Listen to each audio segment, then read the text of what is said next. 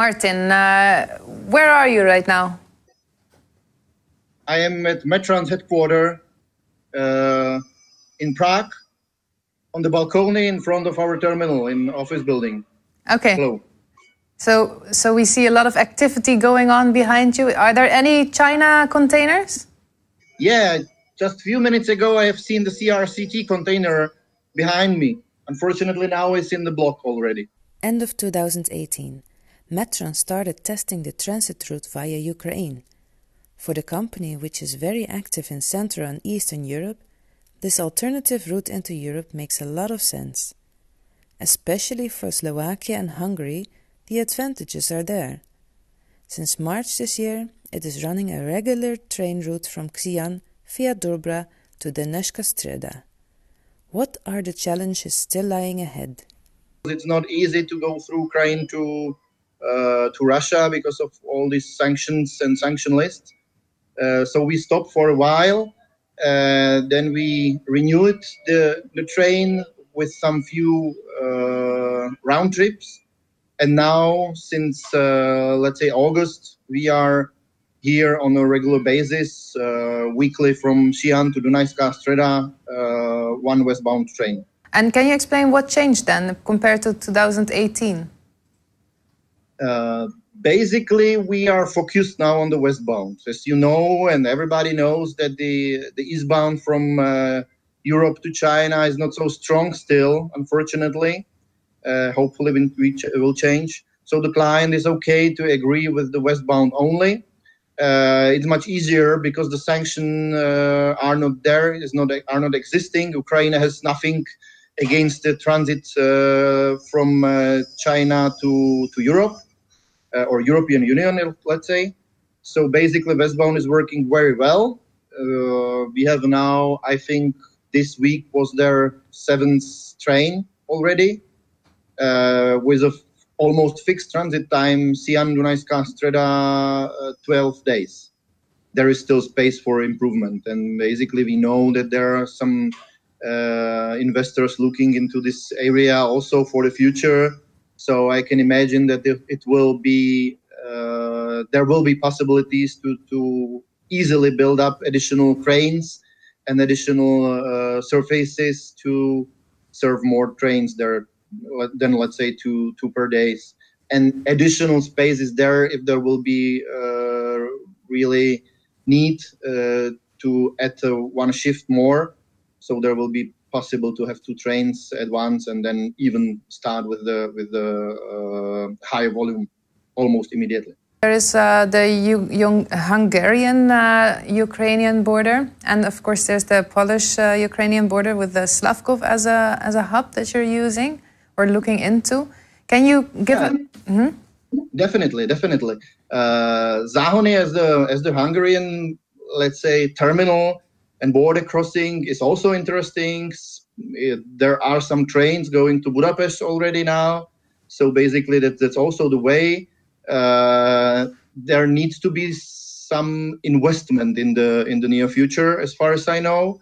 But yes, that's definitely the point and border crossing point which can be improved additionally to Dobra. So Dobra is definitely not the only one. And if you have a look at the map, basically the border crossing is Chop, which is the same station like for Záhony, because you are at the border with 3 countries, Ukraine, Slovakia, and Hungary. So you can either go to Dobra for the loading, or you can go to Záhony for Hungarian market.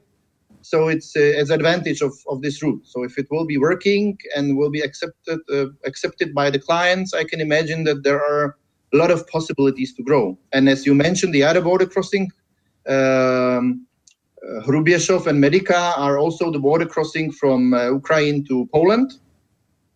One is going to Slavkov with this LHS line, white coach line to Slavkov. As far as I know, it's working also on a regular basis. So it's the transit through Ukraine is more and more popular, also thanks to this route. So it's okay, it's fine. There is another border crossing, as I mentioned, Hrubieszów, which is still not in use, but there is no need currently. So I think if we will consider on the 3 border crossing, Chop Zahony to Hungary, Chop Dobra to Slovakia, and farther to Western Europe, and Medica for Slavkov. For Polish market, let's say, it's okay. Still space, still possibilities, could grow. Now, about 2 years ago, the market was still quite hesitant when it came to Ukraine. They were afraid maybe of political tensions. They said it's not stable enough. So we were talking about it, but not actually doing it. If you could convince people with your speech at this moment, what would you say to convince them it's okay? Let me to be a little bit ambassador of Ukraine for the new Silk Road. Actually, there is no problem with the border crossing from Ukraine, from Russia to Ukraine. There are still some political issue, opposite way. It means for the eastbound to China, where the Russians need to check the sanction list. But opposite way from westbound from China to Ukraine, it's okay. There are no limitations. Ukrainians are happy to accept the cargo and the trains for the transit to European Union.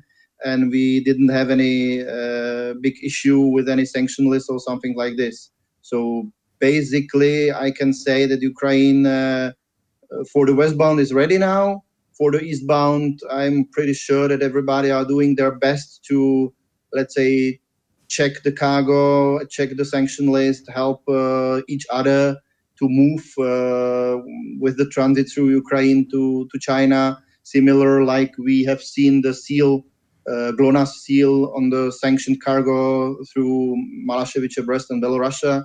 Basically similar could be done on the routing via Ukraine back to China. Yeah, because now so I believe that for the future will be positive. Yeah, but is there a separate sanction list for Ukraine? As far as I know, there is a separate sanction list for Ukraine, yes. And there are more cargo mentioned on the list. More than previously in Russia? Yes. And which type of cargo is that? I don't know exactly. It's quite a lot of cargo, and it's a huge list. Might be that some machinery and something like that might be limited for export from European Union through Ukraine.